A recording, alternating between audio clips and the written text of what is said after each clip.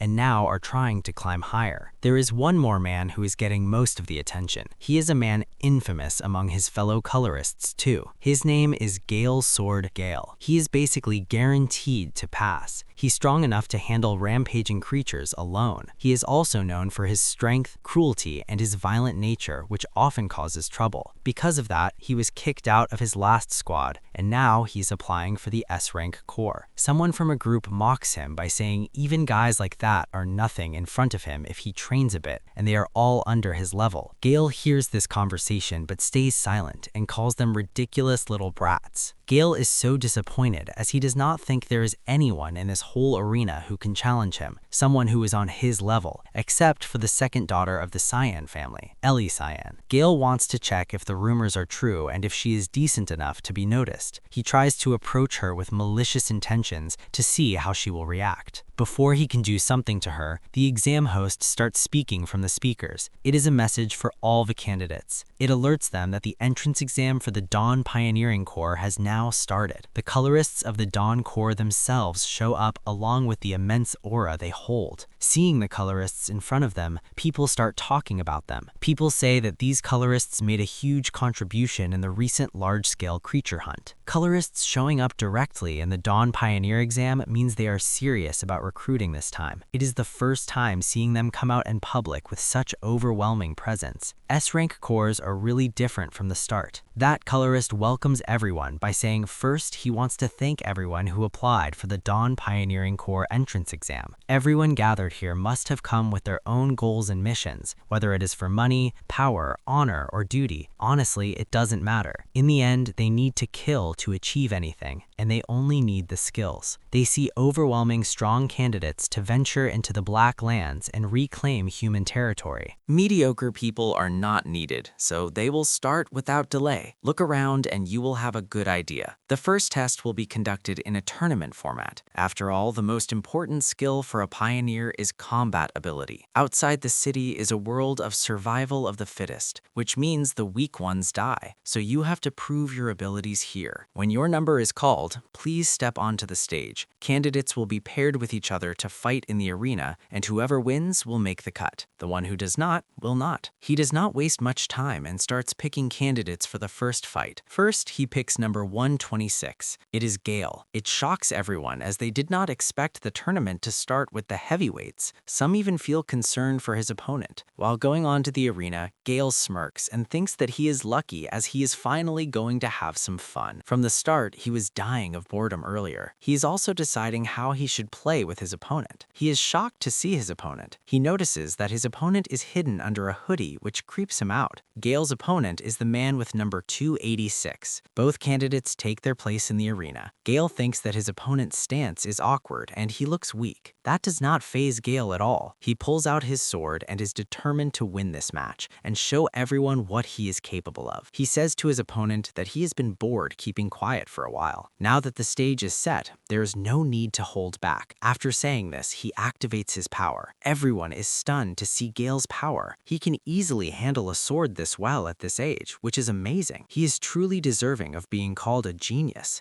Gale also mocks him by saying to block this attack. If not, he has to surrender in front of him. Gale jumps forward toward his opponent to give him a fatal blow. Seeing this attack, his opponent is also shocked. When Gale's attack reaches his opponent knocks him down with a single punch on his face. With that single punch, he is thrown into the wall. With this, everyone present in the arena is completely shocked. The one they were admiring the most is beaten with just one hit. Those people cannot even believe that Gale was knocked out with just a single punch. It does not look like his condition is too good. He will not stand up for a second round. Then the face of his opponent is seen, who is none other than Kay himself. When Kay's hoodie falls back, he notices sudden chaos everywhere. People are shocked to see black-colored hair. They are shocked as Kay is the first one to hold black color. They are scared because black color is the same color as creatures are. Everyone, including that colorist and the girl from the Cyan family, is also shocked. They cannot believe that a human can even have that color. People consider black so strong, and it knocked out Gale's sword with just one single hit. Kay hears all this, but he is confused as he is not expecting this type of reaction from them. He thinks that he has done some kind of mistake. After that, Kay keeps beating one opponent after another without effort. First, he beats a guy with brown hair whose power is to control rocks. That guy is so terrified with Kay's power that he starts to panic. Kay easily destroys his opponent's attacks and knocks him out with a single punch. Then he beats another opponent and comes out victorious, while still trying to control his powers. Then he beats another, and he is announced victorious again. But the S-rankers are noticing him. They are all noticing him. Then they talk about him. The green-haired colorist says that the kid looks promising, and he is easily the standout among the batch of applicants. Then the other colorist says that they have also seen a black holder for the first time in their whole life. Rumors will also spread in no time, so this is their first time to recruit him. Meanwhile, while this is happening, those S-rankers are approached by someone. These are the same guys from before, the ones investigating the destruction. One of the S-rankers addresses him, calling the red-haired guy the team leader, Red. The S-rankers ask Red what brings him here. Red simply asks if the exam is going smoothly or not. The yellow-haired colorist also asks what he is doing here, and in reply, Red says they are just passing by. Then the other S-rankers ask Red if it is true that he went to handle a commission request. Red answers that yes, but there is no progress made on that, and that it is giving him a headache. They are talking about that destroyed building investigation. Then Red asks if there is anyone worth picking from the candidates. The green-haired colorist lady tells him that he can expect good results this time. First, they have the young lady of the Cyan family, plus someone extremely unique. Then Red notices something. He glances, and his eyes land on the main character. He says black. He notices the black hair, the black color. The blue-haired colorist notices that Red has seen the black-haired boy. He tells him how this black-haired guy defeated a top-ranked favorite with overwhelming results. At this rate, you can assume his admission is guaranteed. But then the purple-haired lady finds something skeptical. She asks Red if this kid might be related to the destruction from before by any chance. Red thinks for a moment and says yes, probably. He probably is. A new color appearing right after that strange incident is way too much of a coincidence. But for now, he decides to keep an eye on him. Then Kay clenches his fist and thinks to himself that a winning streak is an incredible power he possesses. He thinks that with this strength, he will surely become a pioneer. It is definitely possible, but he also needs to be careful. If he overuses his power like last time, then he will suddenly lose his color, and then he's done. After that, he doesn't know how people will react to it when it comes out that he is colorless. Then suddenly, Kay sees a big blast of ice in front of him. From that, Lady Cyan walks out, and the speaker announces that the winner is number 17. Lady Cyan has defeated her opponent. Kay is also seeing this match with his eyes. Then from behind Kay, everyone keeps talking about how the Cyan family's color is always impressive to witness. It is truly the skill you would expect from a lady of a prestigious household. Kay hears all of this and thinks that it is incredible how she could beat someone like that. Then Cyan and Kay pass each other by. At first, Kay glances at her, then Cyan glances at him, but they do not say a word to each other. each other. She takes a close look at him. Kay is a little confused with this cyan glance, but she says nothing and just walks by. Just like that, the first exam is concluded. The yellow-haired colorist thanks everyone for their hard work. He then tells them that since they are running behind schedule, they will move straight to the next test. Those who failed are told to leave and try again next time. All the examinees who succeeded in the first exam are completely exhausted and complaining about how difficult the exam was and hoping that the next one will be easier. Just then, as the yellow-haired colorist is about to announce the next test, he is interrupted by someone. He turns around only to find the team leader, Red. Red tells the yellow-haired colorist that the next exam will be led personally by him. This shocks and frightens every remaining candidate. Everyone is surprised to learn that the colorist Red himself will be conducting the next exam. Then, more is known about the team leader, Red. He is one of the Shining City's strongest colorists, famed for retaking parts of the Blacklands and holding the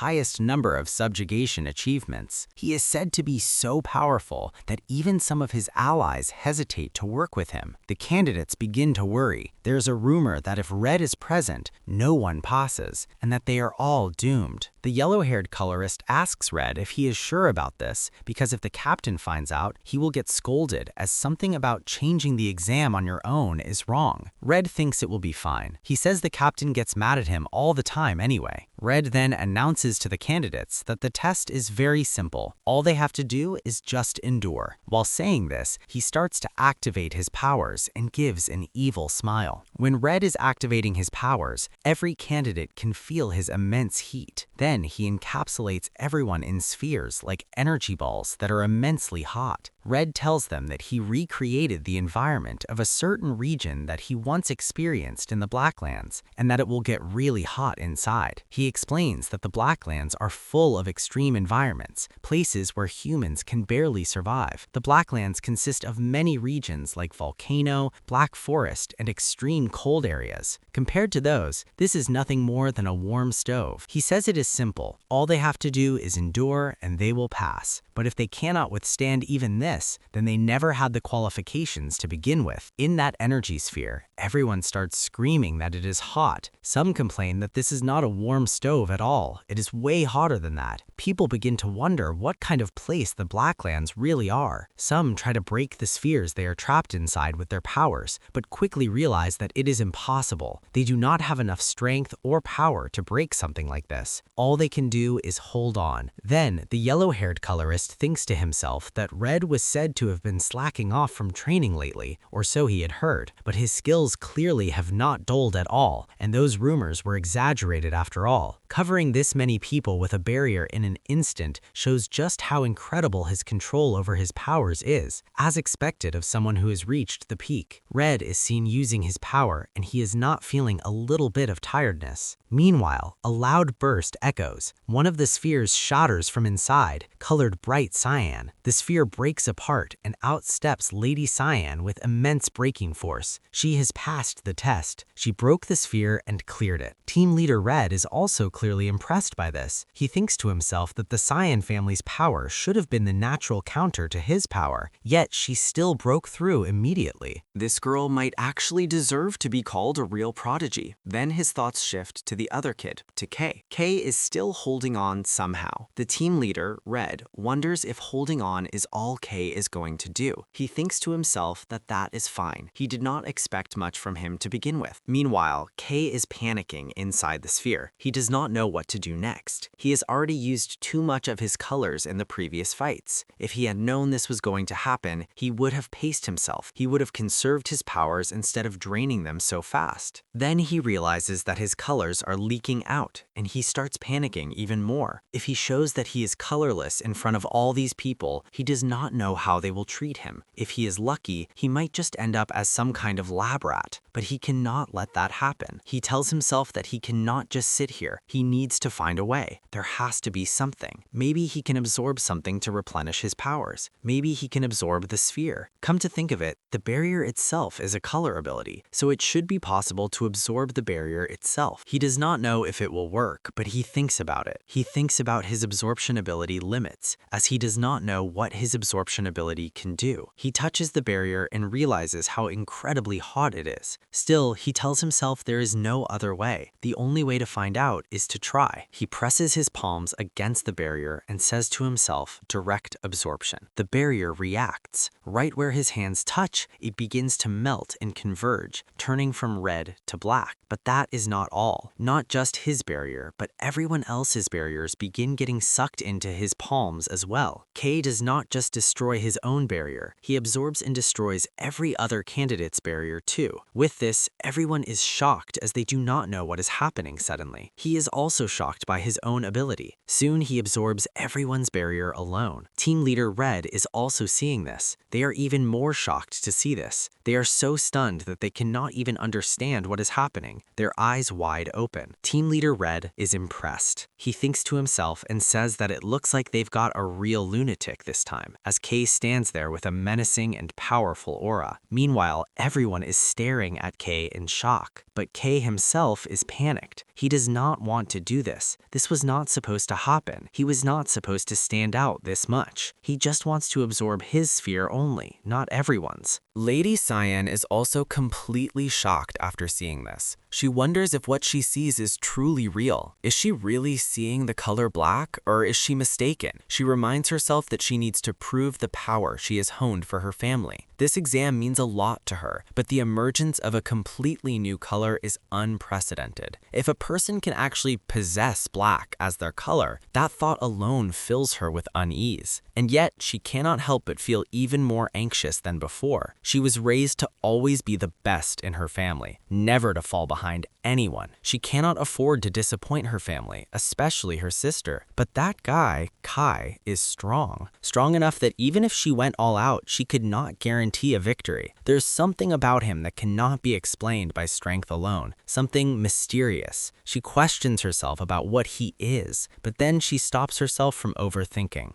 She thinks that it does not matter what he is. Next time, it will not be like this. Meanwhile, Kai is approached by the team leader, Red, himself. The team leader asks him about the black color he possesses. He tells Kai that his aura alone is wild, sucking everything in within seconds, and that it is incredible. He admits that he could not control himself. His curiosity got the better of him. He asks Kai if he would mind telling him more about the color black, suggesting they talk privately so Kai's privacy can be preserved. At first, Kai seems a little hesitant, and rightfully so. He asks him about the exam. He still has an exam to finish. Red assures him that it will be fine. At this level, he is sure to pass, right? And being the team leader at all, Red says he will take care of it. Hearing the word pass, Kai is overwhelmed with happiness. He thinks to himself that maybe standing out actually helped him. He is finally a pioneer now. His childhood dream, the thing he always wanted to be, he has finally become a pioneer. Meanwhile, the yellow-haired guy shouts across the arena in anger, yelling at Red and calling him an idiot. He tells him to stop doing whatever he wants to do again because the exam is still going on. But Red simply tells him that he is shouting too loud and to shut up. He apologizes casually and tells him that he will pay him back later, asking him to overlook it just this once. The yellow-haired guy reluctantly complies. He then brings everyone's attention to himself and announces that due to the unexpected circumstances, the exam has been interrupted, but it will continue. Except for number 17, who broke out of the barrier on her own, the rest will undergo an additional test. Meanwhile, Red escorts Kai out of the arena. Lady Cyan watches them as they leave. In the next scene, a car door opens. Kai and Red step out. The purple-haired woman drops them off. Just after getting out of the car, Kai's eyes widen in panic. All he can think is that this is the place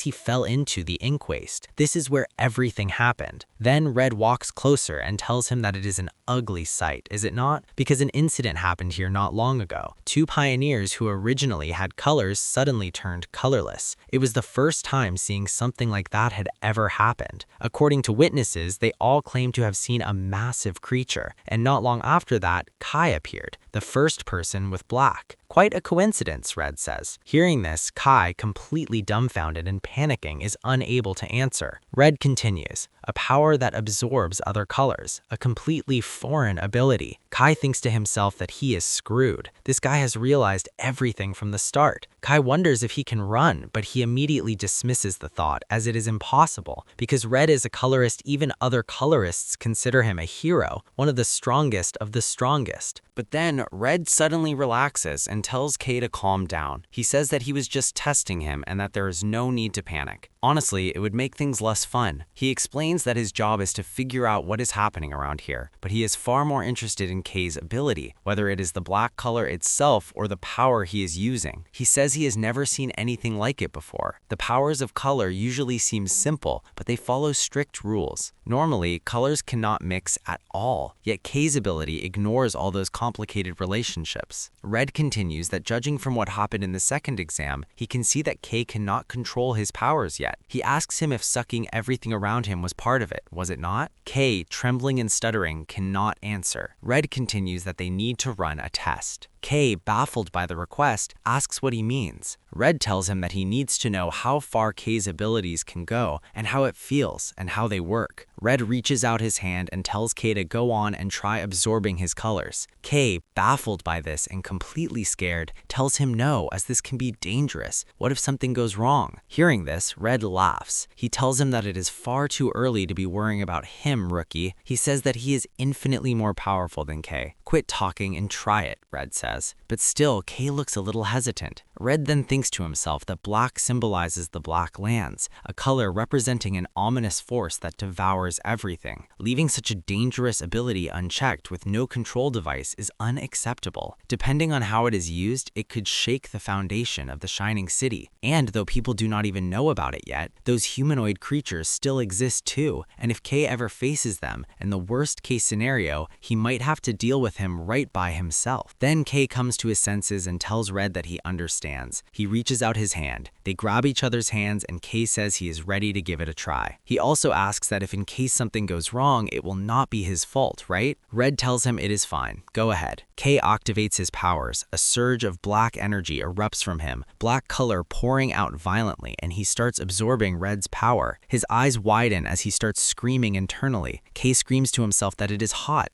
stop it. Damn it, he cannot control it. It feels like molten lava boiling inside his body. What an overwhelming power this man possesses. So this is Red's color, the one they call a hero. Meanwhile, Red watches with amused curiosity. Kay is absorbing endlessly, like he is starving. Red thinks that maybe because Kay's ability is immature, strong people can still resist the absorption, but it is clearly dangerous to most people. What he saw in the exam cannot be everything. He wants to know how absorbed colors are actually used. Continuously absorbing red color makes Kay tired, but then suddenly an explosion occurs. Kay erupts in a massive blast of black and red aura. Flames pour out of his body, startling even Red. Red gasps as he looks at the form Kay has taken. Kay's half-body has turned into a black and red monster with claws, but he is not able to control his form. It is making it difficult for Kay to maintain it. Then, seeing this, Red thinks that if he did not know better, he would believe the thing standing in front of him was a creature.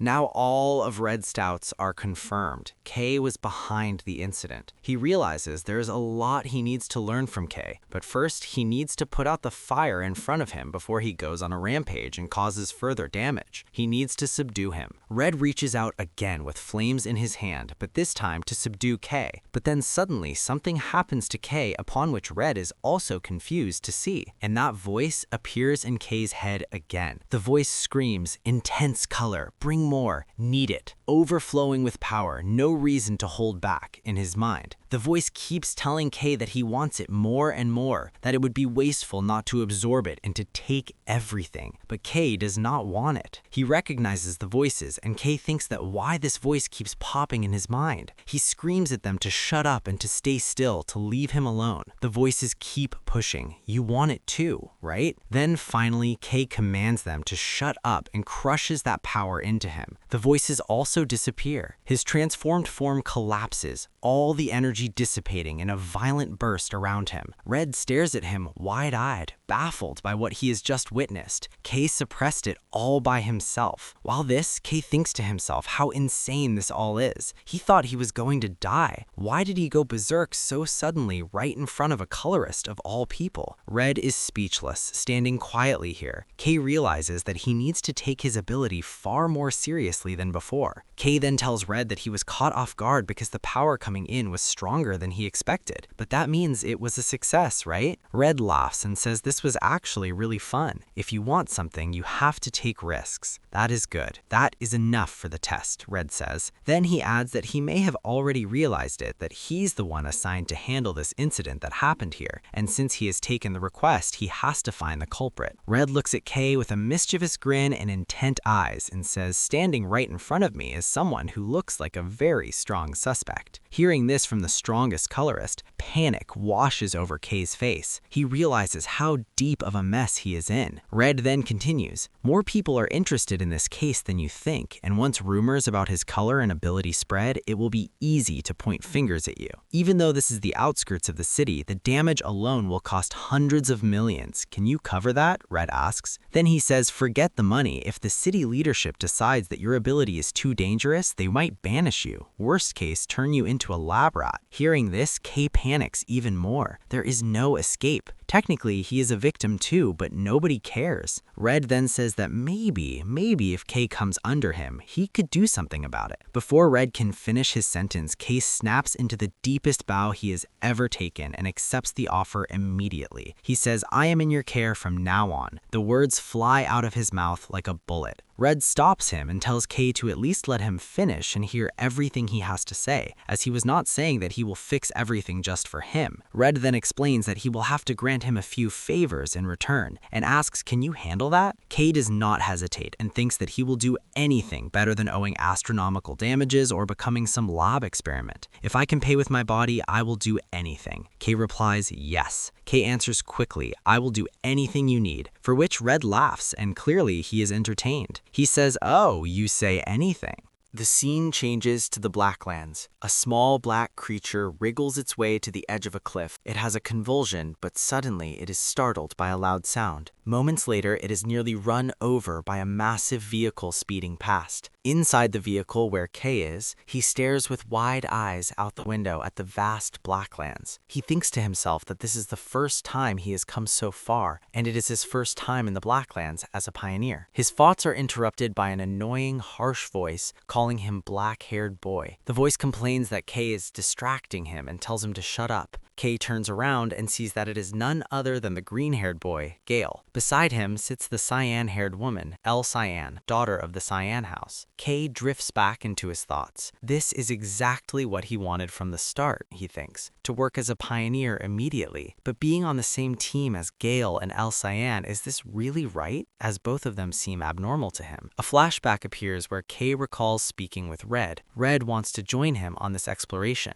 Kay, surprised, asks why. Why does he want to join him? Red explains that there is a spot in the uncharted area he has been keeping an eye on, and he thinks he will need Kay's help there. Kay, suspicious, narrows his eyes. Red laughs lightly, telling Kay not to make that face at him. He reassures him that he will not be alone, so do not worry too much. All the new recruits who passed this time will also be deployed with him. Red mentions that the Pioneer Corps will announce the exploration roadmap soon and explain the details, and all Kay has to do is show up at the designated location on time. With that, Red leaves in his car. Back in the vehicle, Kay thinks that Gale and El Cyan had already been around when he boarded. He recalls Red's interference during the test, which had introduced variables, and now all participants were given another chance to keep things fair. Many skilled individuals, including Gale, passed strict additional tests. The top-ranked El Cyan joined Red's team by her own request. Then Kay's thoughts are interrupted by Gale's voice. Gale scoffs that he cannot believe he got humiliated by such a fool. All that happened that day was because he let his guard down for a moment, he says. Next time, it will not be the same. Next time, Kay will not be so lucky. Once this exploration ends, Gale warns, to be ready. He continues that if Ravian, the purple-haired lady, had not been behind him, Kay would already be in his hands. The purple-haired lady is observing all this quietly. Then, suddenly, El Cyan interrupts the conversation between Gale and Kay, telling Gale to stop. He would probably fall in one hit anyway. It's a waste of time as he is no match for Kay. She puts Gale in his place, which angers him greatly. Gale is ready to confront her again, but Kay perks up, relieved. Perhaps he can relate to her. His thoughts are soon disrupted again, when El Cyan continues to belittle Gale, saying that she is the first to challenge Kay, a challenge Kay does not remember. She reminds them that they had made eye contact before and agreed to it. Kay does not recall this at all. El Cyan tells Gale that the loser should stay quiet and follow orders. Kay begins to sweat as their ominous aura rivalry hangs in the air. The convoy then reaches the destination. All the colorless staff members are already present and doing their jobs. Kay and the other pioneers also step out of the vehicle. Kay thinks this is the Dawn Pioneer Corps' forward base. He is completely shocked to see that there are many workers present to do odd jobs. He thinks that when he went out to the Blacklands before, he prepared alone and did not notice that an S-rank Pioneer Corps has exceptional supplies and scale. Kay marvels at the preparation and support the S-rank Corps brings to any expedition. As he is thinking, a slender arm reaches out and pokes him on the cheek. A soft voice asks him why he is spacing out. It is Mari. Kay is clearly happy to see her. Mari tells him that she couldn't miss it after all. It's her friend's first mission. She also brought Nero with her, hiding safely in her jacket. Kay thanks Mari for taking care of Nero. Mari reassures him that it's fine. Nero is his family after all. She explains that she got a great opportunity to work with the Dawn Pioneer Corps and is eager to learn new skills, gain experience, and grow stronger. Then a man walks up with a megaphone in hand and announces that it is time to gather here. He calls for everyone to assemble nearby, repeating himself a few times to ensure that no one misses it. He tells them that soon they will enter the Blacklands as scheduled. Hearing this, Kay hands over his friend Nero to Mari for safekeeping. Mari assures him that Nero will be safe in her care and tells him not to worry. She also cautions him to stay careful and avoid doing anything dangerous. Kay nods and bids her goodbye, but Nero, visibly upset at being separated from his master, wriggles and struggles in Mari's arms. Before she can react, he leaps from her grasp and lands in Kay's shadow as if it were water. Mari freezes, unable to believe what she has just witnessed. She trembles, shocked beyond words, and reaches out, but it is too late. Kay has already moved too far away. She thinks to herself, this should be fine, right? The scene changes to an S-rank pioneers group where they are commanded by an orange-haired lady. She prepares everyone and tells them that a new recruit is about to enter the Blacklands. She reminds everyone that the safety of new recruits is their top priority in all explorations. Recon has reported the appearance of unidentified, dangerous creatures in Area 21. It is a very dangerous area, where even the body of an A-rank creature has been found. She warns everyone to stay alert. As she finishes, a subordinate approaches, calling her Arancia. What is wrong? She asks. The subordinate reports that the Red Team leader has brought the new recruits, and that they have already left the formation without permission. Hearing this, Arancia's eyes widen in shock. Is it true? She asks. The subordinate replies yes, and the field is being handled by the team leader himself. Arancia sighs to herself as her senior is causing trouble again, but all she can hope for is that he keeps the recruits safe. The scene then cuts to an unknown dark place. Kay's hands poke out of the fog as he follows Red, with Gale and El Cyan behind him. Kay asks the team leader Red if this is really the right course, and whether it is okay for them to deviate from their intended destination. Red assures him that it is fine and their destination is different. Kay says that they might get into problems as it is a team of only new recruits. Then Kay turns to Gale, asking why he followed them when Red had only intended to bring him. Gale, irritated by this, snaps back at Kay, saying, "Do you think I will fall behind someone like you?" El Cyan also interrupts, firmly stating that Red's guidance is not meant for just anyone. It is not solely for one person, nor should Kay be the only one to benefit. Hearing them argue, Red stops them both. He says he is not here to spoon spoon-feed everything, but he will ensure they are not seriously harmed. That is his responsibility. After all, he is here. Then he tells everyone to move on quietly. In the next scene, all three are in action. Black monsters pour from every crevice of the mountain. Gale and Elsion slice through every creature that comes toward them with precision. Kay, with fists blazing, punches holes through every single monster, shattering them effortlessly. Red watches over them with a keen eye, ensuring no one falls too far behind. Then a particularly large monster lunges at Elsion, but she slices it into pieces with a swift motion of her sword. After spending some time in the Blacklands, Elsion thinks that this Blacklands environment is suffocating, oppressive, and alive with danger. The environment itself seems to press down on anyone who enters, and the waves of creatures never cease. This was the true test, Elsion thinks to herself. It was nothing like what she had imagined. She has to manage her strength carefully, not wasting it recklessly, or she would be drained in an instant. She needs to move more efficiently to prepare for what is coming ahead, and most importantly, she cannot fall behind Kay. Then she notices Kay glancing over at him as he twists a creature's hand as if it were a piece of cake. Her eyes widen in shock. She asks Kay why he is not using his dropper. Even during the entry exam, he had not used one, to which Kay simply replies in a calm and matter-of-fact way that he does not have a dropper. They are too expensive, and he is fine without it. He has even never used one in his entire life. As soon as Elsion hears this, she cannot believe what she has just heard. Her eyes widened further, disbelief written across her face, along with Gale, who has the same reaction. These words reach Gale as well. Shock, disbelief, and frustration twist across his features. What the hell? He's never used one? Gale thinks. He explains that the dropper is an essential tool for pioneers to fight creatures. The colorists channel their color into weapons to hunt creatures. Every pioneer relies on it, and yet Kay had defeated every monster barehanded. No dropper, no tools, nothing. Hearing this fact, Gale's hand shakes around the hilt of his sword. Anger bubbles inside him. He was defeated by a guy who didn't even use a dropper? He clenches his jaw, frustration and irritation threatening to boil over. I will crush you with my own hands one day, he vows silently. Red, watching all three of them with keen, calculating eyes, thinks to himself, not bad. These geniuses are being motivated by themselves, and it is only going to get more interesting from here. Then Team Leader Red urges them onward, to move faster and to put in more effort. His tone carries a rare mixture of command and encouragement. He says that if they finish quickly, there will be a reward waiting, a proper celebration when this is done. In the next scene, creatures lie dead on the ground. Their bodies are surrounded by sharp ice crystals and deep green wounds. These are clear signs of Elsion's ice-based color attacks and Gale's sword attacks. All right, short break, the red team leader says.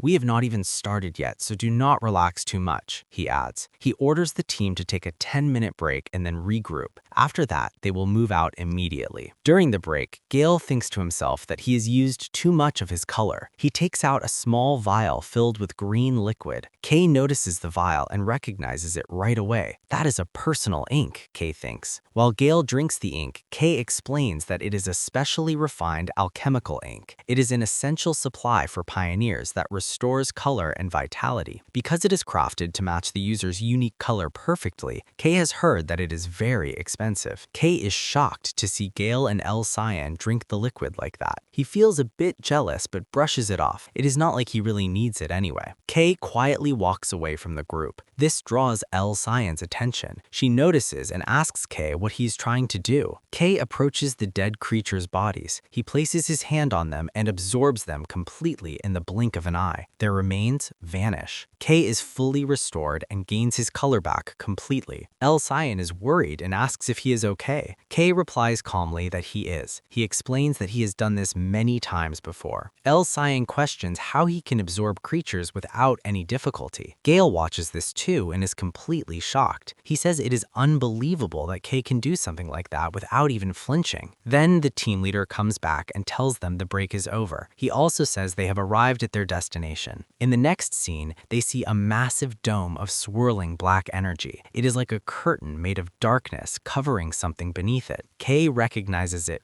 right away. A black curtain, he says. What is this? Kay asks the leader. The team leader Red replies that this is exactly the reason he brought Kay along. See for yourself, Red says. He activates his power and fires a highly concentrated beam of red energy at the block curtain, but nothing happens. The curtain absorbs the team leader's attack entirely. The team leader explains that they have tried multiple times but failed. The more power you pour into it to open it forcefully, the more it absorbs the power and becomes even stronger. Then he looks at Kay and says that its absorption ability is similar to yours. That is why I suspected that your power could erase this barrier completely. He explains that beneath the curtain lies a path to ancient ruins. In those ruins, they will find the objective of this expedition, a stela fragment. Hearing this, everyone freezes in place. No one has ever heard of such a thing in their life. Kay doesn't know anything about it either. The team leader says it exists. It is something that the Shining City is desperately searching for. Without further explanation, the team leader tells Kay to remove the curtain. He will explain everything afterward. Kay agrees and steps forward. He places his hand on the block surface. The dark energy swirls violently around his arm, resisting but slowly being absorbed. Within a second, he starts to absorb it completely. The team leader watches closely, satisfied. He says this is going exactly as he predicted. The barrier is disappearing, he notes. The team leader continues that Kay's power is going to be extremely useful from now on, for real. But suddenly, the ground shakes violently. Gale warns that if it is this noisy, the creatures will be alerted. As they expected, moments later, numerous creatures swarm the area. The team leader gives orders right away. He tells the two new recruits, Gale and El Cyan, to handle the creatures. Kay should focus on the curtain and wipe it out completely. Hearing the orders from their team leader, both recruits move instantly. Gale cuts down anything in his path with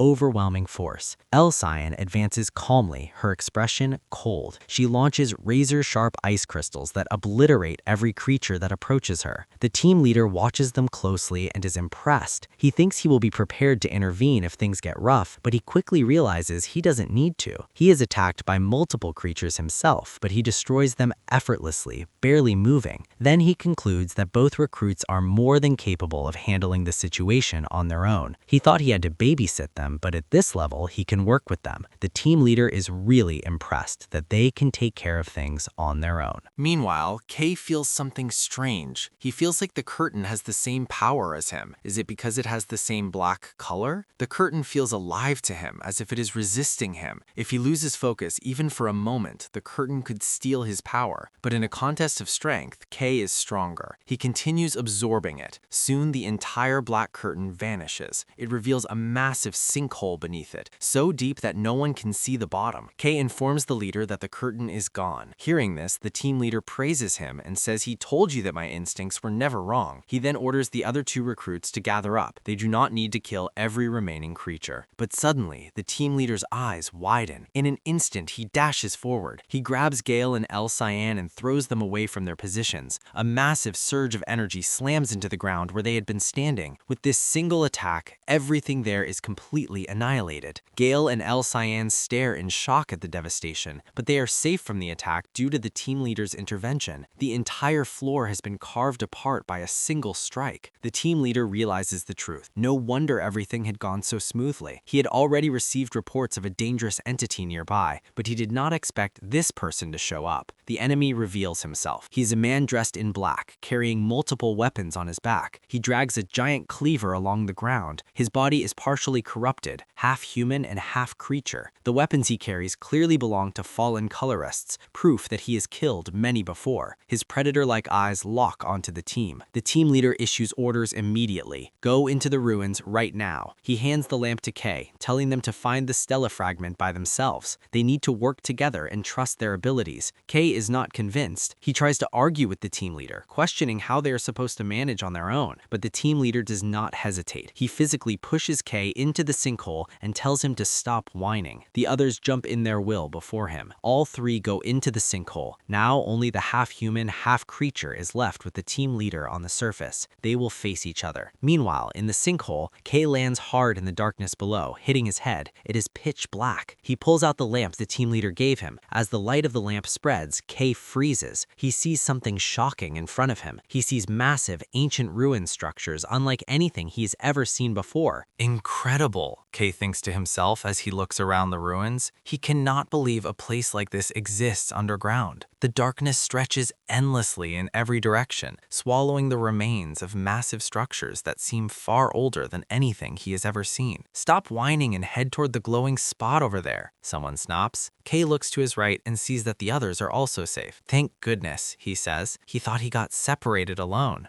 Cyan explains that they wandered around a bit because of Gale. Gale immediately protests, trying to defend himself. He tells her to shut up since he was just as lost as everyone else. Anyway, Gale says, looking around, why is this place so big? It is way bigger than I expected. To think we would actually find traces of an ancient civilization down here is unbelievable. What was it called again? A stela fragment? How are we even supposed to find something like that in ruins this massive? We do not even know what it looks like. Kay nods and thinks that at this rate, it will take forever if they search blindly. If only Nero were here, he would help them. Suddenly, almost on cue, Nero appears. Kay freezes. He stares at the small creature in disbelief. Nero? How are you even here?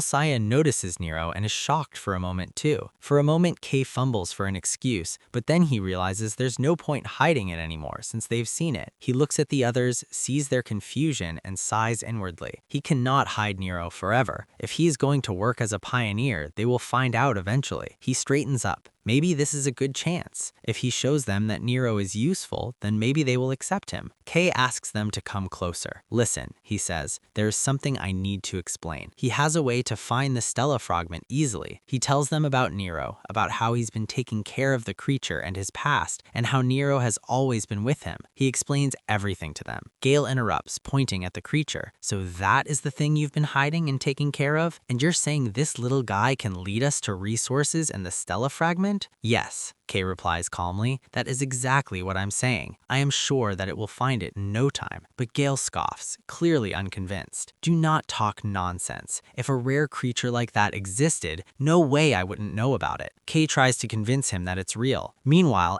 Cyan is holding Nero and petting him, but Kay doesn't want to argue with Gale. He decides to just show him what Nero can do. It will be faster if he shows him directly. He tells Nero to show this idiot how amazing he is. Nero responds instantly. It jumps off from Cyan's hands and shifts its body, gathering energy. It curls into a small furry sphere, begins floating in the air, and starts glowing faintly. The glow intensifies as it moves through the air, sensing something unseen. Witnessing this, Gale stares with wide eyes.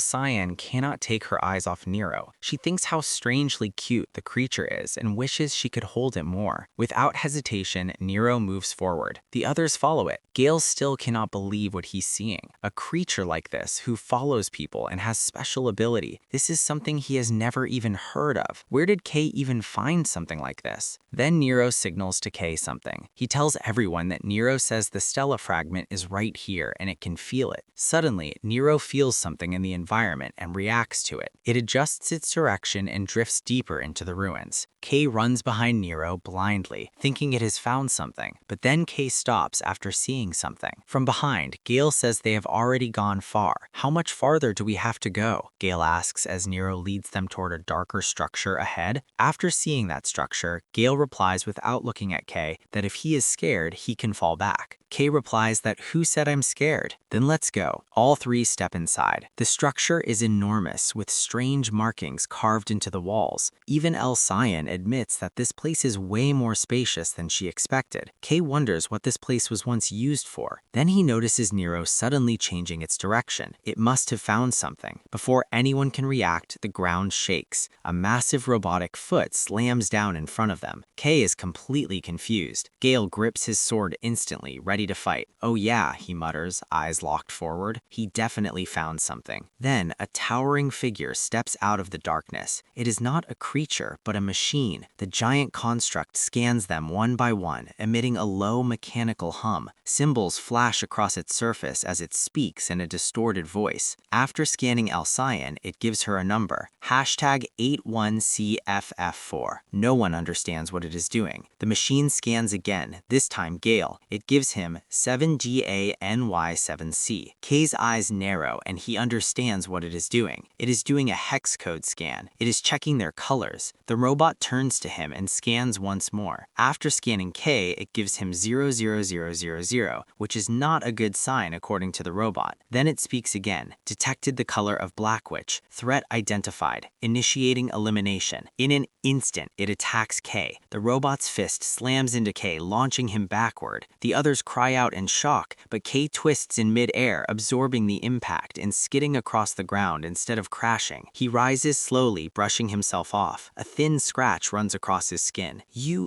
Are you insane? Attacking out of nowhere? K looks up at the towering machine, eyes burning. He's clearly pissed off by it. The other two also ready themselves to attack. L-Cyan and Gale split apart, drawing their swords and moving behind the robot, while K remains in front of it, fist clenched, ready to smash it into pieces. The robot and K strike at the same time. Their punches collide. A violent shockwave explodes outward, rattling the entire chamber. K is forced back several steps, his arms stinging violently. K thinks after clenching his teeth that why is it this tough and what is this thing? But then suddenly L-Cyan launches her attack, striking the robot's side with her ice attacks. Gale follows immediately, slashing from the left, coordinating perfectly, but nothing happens to it. Their attacks do not even leave a scratch on it, even after using color power. Why isn't it working? L-Cyan thinks. Is it because it is not a creature, or is my color being nullified? Then her eyes lock onto the center of the robot's body. That is the core, and it is filled with ink. L-Cyan thinks that that is the weak point, so she needs to hit it fast. The robot is bombarded from all sides. K continues punching it while L-Cyan and Gale slash relentlessly, but the machine retaliates with brutal precision, forcing them back again and again. L-Cyan and Gale's attacks are not working on it, and it is absorbing K's attacks like light tickles and simultaneously countering K also. Damn it! K growls as his normal attacks do not do anything to it. Then his mind races and he gets an idea. He thinks of that technique where he covers his body with the black thing like last time he did in the Black Forest. But then he remembers how that power consumed an absurd amount of energy when he used it fully, so he cannot do that again. But maybe he can just cover his arm. He does that only. Black aura spreads across his arm, thick and heavy, wrapping around his fist like living shadow. The pressure alone distorts the air around it.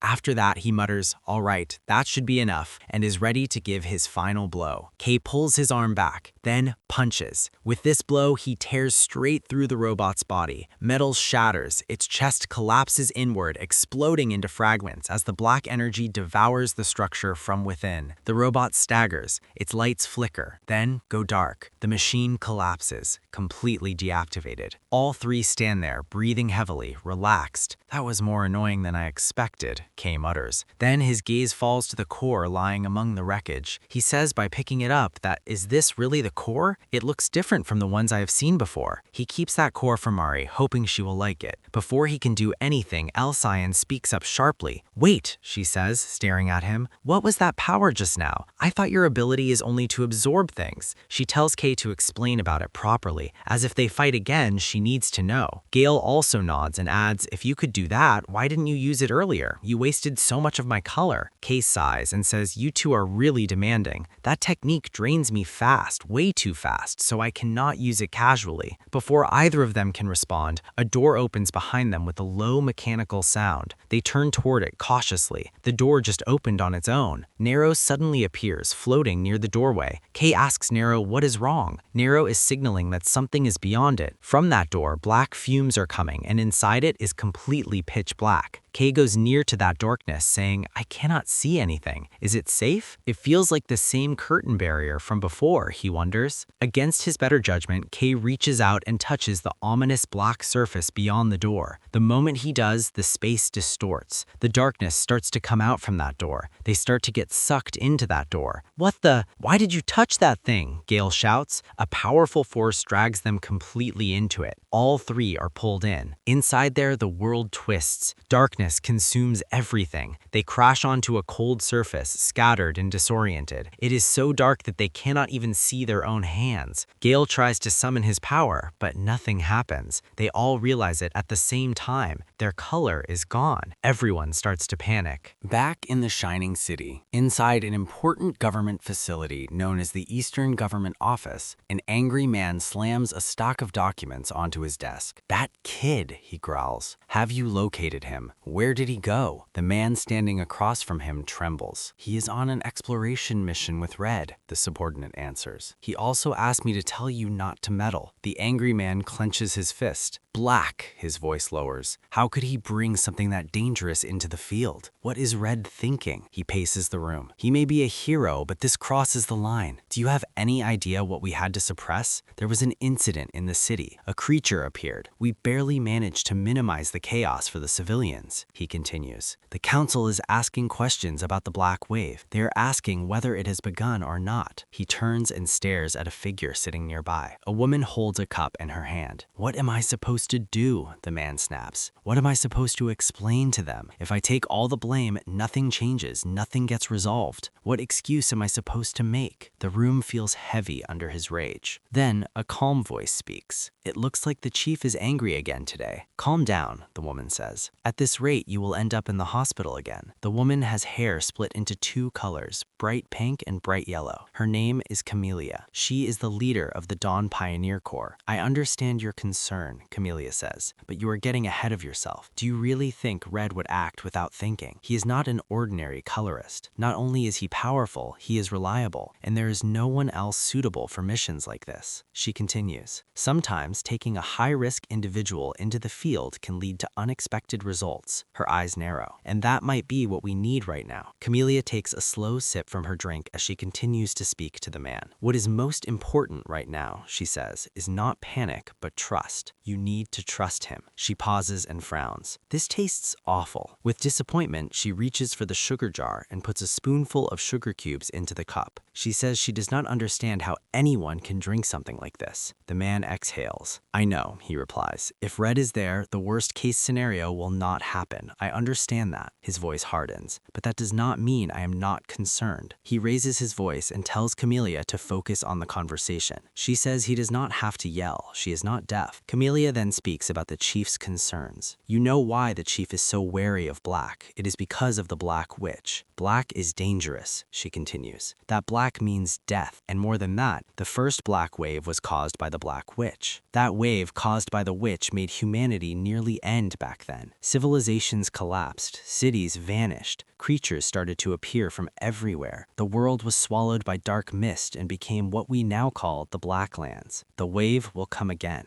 The city has survived multiple large and small waves," Camellia continues. "The next wave is only a matter of time. Our exploration and pioneering is not ambition, it is survival." She tilts her head and asks the chief if he has heard about the recent surge of anomalies around the city and the appearance of the Black Wilder. "We still do not know how these events are connected," she says, "but one thing is clear. We need as much power as possible for what is coming. As Luminos said, we must use everything available, even if that power is black. So please, Chief, handle the council carefully." The chief sighs deeply and says it is not as easy as you make it sound, but he will try his best. His gaze drifts to a framed image of Kay from news articles on the table. "Perhaps," he says, "the future of the Shining City will revolve around this one." The scene changes to far below, inside the ancient underground ruins. Kay and the others have no idea where they are or what just happened. All their colors have disappeared. All of them except Kay. Gale questions him why he is not affected. Kay replies that he does not know. Maybe it is because it is the same color black here. Gale sways slightly. "My body feels heavy," he mutters. "Just yelling feels exhausting." Elsion steadies herself as she breathes shallowly. Kay watches them closely but cannot understand anything. He questions himself why he is fine. Is it because this is his first time experiencing colorlessness? Since entering this place, a strange sensation crawls under his skin. When he focuses, he can see the color core in Gale's body, which is now faded. Suddenly, they hear a strange sound. Whispers, crawling whispers around them. All three get alerted. Gale nervously grips his sword. "Who is there? Show yourself now," he shouts. Kay's heart sinks. This whispering is similar to the one he hears all the time in his mind, but not the same as before. Without warning, a figure appears. It is a kid girl shrouded in black. She appears in front of them. No presence, no movement. She simply exists. Everyone's eyes widen when they notice her. Gale asks what that is. A creature? The girl has no face on her head. It is blank. The girl raises her finger and points directly at Kay. She says there was no sign at all, and now it is here. Kay just looks quietly and confused at her pointing finger. Then suddenly his whole body turns black. He gets a vision where he sees the world turn black. Kay's vision fractures. He sees a world being devoured by black energy, omnivorous energy sucking cities inside it, buildings collapsing, all colors consumed, huge monsters swarming through civilization. The sun blackens, giving birth to creatures. The moon vanishes. Behind it all stands a towering black figure. It is the same girl. She is doing all this with her power. Kay questions himself if it is a memory or reality. And who am I? A voice echoes. Someone says, "Then I need a name." There is a colorful entity full of colors who says, "Kay, that is your name." He also tells him to find his own light and color. After this, Kay comes back to consciousness. He grits his teeth. He somehow manages his mental state and says, "What are these unpleasant scenes?" He is completely terrified by those visuals. Suddenly, someone screams. Kay turns and sees Gale swinging his sword wildly at empty darkness, screaming, "What did I do wrong? Come at me, you bastard!" Elsayen is on her knees, clutching her head, screaming, "Stop, please stop. Sister, do not do this again." Black tears stream from both of their eyes, Gale and Elsayen. It looks like that girl showed them their biggest nightmare. Kay understands this right away. That creature-like girl kid has done something to them. That thing is breaking them apart. It is not a place to stay long, and they need to leave this place as fast as possible. But before he can act, a familiar shape emerges. It is Nero. Nero appears, completely unaffected. Kay is happy to see that he is safe in this space. Nero tries to explain something to Kay with his movement, and Kay gets the message. He is telling Kay that there is something over there. Kay agrees to follow Nero's path, and he will check out what is there. But instead, Kay is worried about his friends who are doing strange things. So he tells Nero first to protect them with his abilities. Hearing this, Nero agrees and glows, forming a radiant barrier around Gale and Elsayen. With this, the black influence is pushed back, and their breathing stabilizes. Finally, Gale and Elsayen come to their senses. Kay exhales and says it seems like Nero's ability is working properly. Then Kay orders Nero to stay with them. He turns and follows the path Nero took earlier. It is a long, colorless path. He says while walking that he has walked quite a bit, yet still nothing to see. The whispers return, saying no color can touch you. This makes Kay frustrated. He says hearing only mysterious words is infuriating. Then he sees it. A glow, bright light and dense darkness. His breath catches. He runs over there, saying something is over there. Could it be that thing which the team leader Red was talking about? When he enters that area, a bright light surges over him. Looking toward the source of the light, he says, "Found it." There's a shining object on the towering building, which is the only light source in the entire place. It is the Stella fragment. Kay can tell it by just seeing, but it is different from what he saw before. Maybe each fragment is unique and has its own form. He starts to climb that building, thinking he should recover it and leave this place as soon as possible. He does not want to stay longer in this unpleasant place. After climbing to the top, he reaches for it. The Stella fragment looks like a sphere, and it is full of rainbow colors shining brightly. But when he touches that Stella fragment, his ability activates instinctively. Energy starts to flow into him. He thinks, what was that? My absorption ability seems to have triggered on its own again. It should not be a problem, right? It was only for a brief moment. He staggers, then steadies himself. Soon after taking that Stella fragment into his hand, the darkness collapses, revealing its original color. The ruins reveal themselves as a massive hall from where he can see his friends. Kay is confused after that black space is gone and thinks that black space is always full of unknown and always surprising. Then Kay rushes back to the others, holding that Stella fragment in his hand. He asks everyone if they are okay physically. They nod, shaken. Elsayen asks Kay how he was fine in that darkness. Kay replies that he does not know himself. He shows them the Stella fragment. Upon looking, Gale says, "So this is it? Is this what the team leader was talking about? It is so tiny." Elsayen says it is amazing that it carries so so many colors. What could this really be? Before anyone can react, Nero jumps forward and swallows that fragment whole. Everyone freezes. There's clear tension on their faces due to this. Kay shouts, "Nero, what are you doing?" After eating, Nero let out a strange, muffled sound, almost like a proud chirp. Kay stared at him in disbelief. "Nero," Kay shouted, panic in his voice. "That is not something you eat. Spit it out." Then Gale lunged forward, grabbing Nero and shaking him violently. He said to spit that thing out. Meanwhile, he cursed Kay and asked from where he got this creature. "We went through all that hell to get here and this is what you pull?" "Stop!" Kay rushed forward, grabbing Gale's arm. "You will hurt him." But Gale did not listen. "Get your hands off Nero. What do you think you are doing?" Kay replied, fury breaking through as he tried to save Nero from Gale. Before either of them could say another word, the ceiling started to tremble. A deep, violent rumble echoed through the hall. Cracks split across the massive stone pillars. The ceiling groaned, dust raining down in thick clouds. "What the hell? All of a sudden, why the structure is collapsing?" Kay shouted, but Gale did not hesitate. He said for everyone to run from here for now. The ancient hall began to cave in around them as they ran. Massive chunks of stone crashed down behind them, shattering the floor. The walls screamed as if the place itself was dying. They barely made it out before the entire structure collapsed inward. Meanwhile, on the surface, an expedition team moved cautiously through the ruined terrain, collecting resources like ink deposits, raw crystals scattered across the land, and creatures' organs. There, someone was investigating the marks on the ground, which were most probably made by that half-human and half-creature-like being. She was none other than the orange-haired colorist Arantxa. Her eyes locked onto the ground. A deep crevice, torn violently through the land, stretched across the area. "Fresh. Damn it," she muttered. She also said, "They said it was a dangerous entity, so I wonder what kind of thing it was." Then her subordinate, who was standing beside her, said in panic that these traces look scary. "Could it be that guy?" The woman clicked her teeth, saying, "Yes, that battle-crazed bastard has shown up again. They call that guy a humanoid creature sword demon." She then continued that she was hoping it would be a minor territorial dispute, but of all things, one of the witch's black hands had to show up. She added that every time it appears, it starts a fight, and it is crafty on top of that. It is seriously a pain in the ass. She also said that there were already reports of creatures surge everywhere across multiple settlements, so it must be related to the sword demon's appearance. That is as far as the investigation goes. "Everyone prepare to withdraw," she ordered suddenly. Her subordinate froze. He said, "What? But we are close to the destination." But Arantxa said, "No, we have achieved the minimum objective, that is, we have secured enough ink and raw crystals, so now I do not want to take any more risk. The goal was to accumulate those still in their probation period to the Blacklands anyway. That is done." She looked down at the crevice, jaw tight. She thought, "I am not risking any more lives." Suddenly, an explosion sound caught their attention. It was a massive explosion of red flames that erupted in the distance. "That color," the subordinate whispered. "Is that team leader Red?" Seeing this, Arantxa also thought, if Red is fighting personally, then do not tell me that he is fighting with Sword Demon over there. Then she saw something which made her shocked. She saw a massive slash of compressed force tore through the air toward them. "Scatter," she shouted to warn everyone, but she was too late. The slash was already moving towards her expedition team.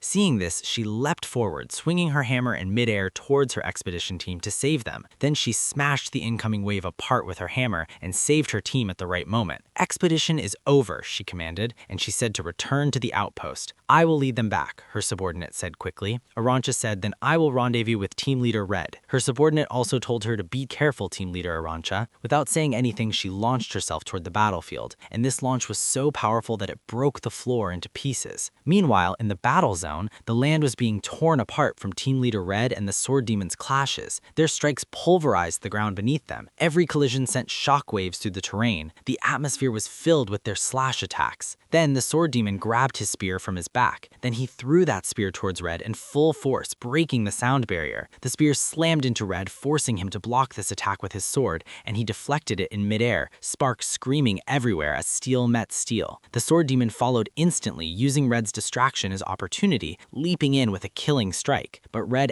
effortlessly blocked it too, and answered with a massive red-infused slash. And this attack was very explosive. But the Sword Demon already sensed the attack. That is why he managed to twist away at the last second. While running from Red's attack, Sword Demon thought that Red lured him, making him think that he was distracted by that spear, but this was all his plan. Let's see, can you dodge this one too? You were open, Arancia said calmly, coming from behind him in full force. At first, she mocked him, and then she slammed him. Her hammer came down like judgment. When the Sword Demon was hit by Arancia's hammer, the impact was so intense that it obliterated the ground, smashing the Sword Demon into the earth. She then landed safely on the ground, where Red said to her that you were late when I almost died back here. Then Arancia replied, do not be ridiculous. She then said that she landed a clean hit, but still it was not enough as the Sword Demon stood up again. But this time he looked very furious. Then Red said, it is fine if you use your color. Dealing with that annoying bastard will be much easier. Still, do not even think about fighting half-heartedly. Arancia then said, I am glad I made it before things got serious, and none of the colorists want to see you fight seriously, including me. She then continued that now they are joined, then this time for sure let's take down another one of the witch's black hands. After saying this, Arancia activated her powers. Soon, orange energy started to emerge from Arancia's feet. Seeing this, the Sword Demon got cautious as now this fight would be more dangerous. Then, suddenly, a voice echoed from the pit behind them. Hearing the sound, both Red as well as Sword Demon got shocked. Red's blood ran cold. His eyes widened. The voice coming from the pit said, can you stop dragging your feet already and climb faster? Then a hand reached out from the pit. Finally, Kay, Gale, and El Cyan emerged from the massive pit. Kay exhaled in relief and said, we finally got out. I never thought I would be happy to see the Blacklands again. While he was complaining that he does not want to go there again, he saw the awkward situation which was already happening there. At first, he was a bit confused to see everyone who was just staring at them. But then, Arancia and Red rushed toward them in a hurry. While rushing toward them, Red shouted to warn them from upcoming threat, but he was too late as the Sword Demon also moved at the same time. Red shouted to run and dodge his attack, but those kids were completely confused and clueless. The Sword Demon lunged toward them, seeing this as good opportunity. When Gale and El Cyan understood the scenario, they drew their swords without hesitation and stepped forward to intercept the Sword Demon's attack. Kay was standing still as it looked like he was still confused, but then their blades shattered instantly with just one hit by Sword Demon's weapon. Their weapons exploded into metal fragments. Seeing this, both Gale and El's blood dried, while Gale thought that his attack shattered especially hardened metal in a single blow. Then the Sword Demon raised his weapon to end their lives and he slashed them, but then Kay moved. He jumped between them. The blow landed on him and severely damaged his body. With this attack, Kay spit blood from his mouth and fell onto the ground. Gale and El also looked worried for their fallen friend. The Sword Demon moved again. In a blur, Gale was struck down and knocked out like nothing. Then he attacked El Cyan and seized her by the throat. Then he told everyone to stop. The Sword Demon commanded as he took El as hostage and everyone froze. He then demanded from Red and Arancia to clear the path and do not pursue further. He tightened his grip and said, where is the key? Hand it over to me, and if you do not listen, then I will kill this girl. But now Red's eye was looking on something else. He saw his injured fallen student and got furious, so much so that his veins started to pop up on his head, but the Sword Demon was still demanding for the key. But meanwhile, something started to happen with Kay. He started to wake up, but the Sword Demon cut El's neck, a thin line from which blue blood trickled from El Cyan's neck. Do it, he said, or she dies. You bastard, Arancia shouted. Red clenched his teeth. Arancia said, what are you telling me? Hand over, and you are not making sense. But suddenly they saw something and they got silenced. Kay emerged from Sword Demon's back, covered completely in black. Kay stood up behind the Sword Demon, which made him shocked completely and caught him off guard. The Sword Demon turned back instantly. Kay's body was completely covered in pitch black and he was completely silent. No light, no color, just darkness. His damaged arm, which was cut by Sword Demon previously, was now regenerated. What are you? The Sword Demon asked, but Kay did not answer. He just stood there in silence.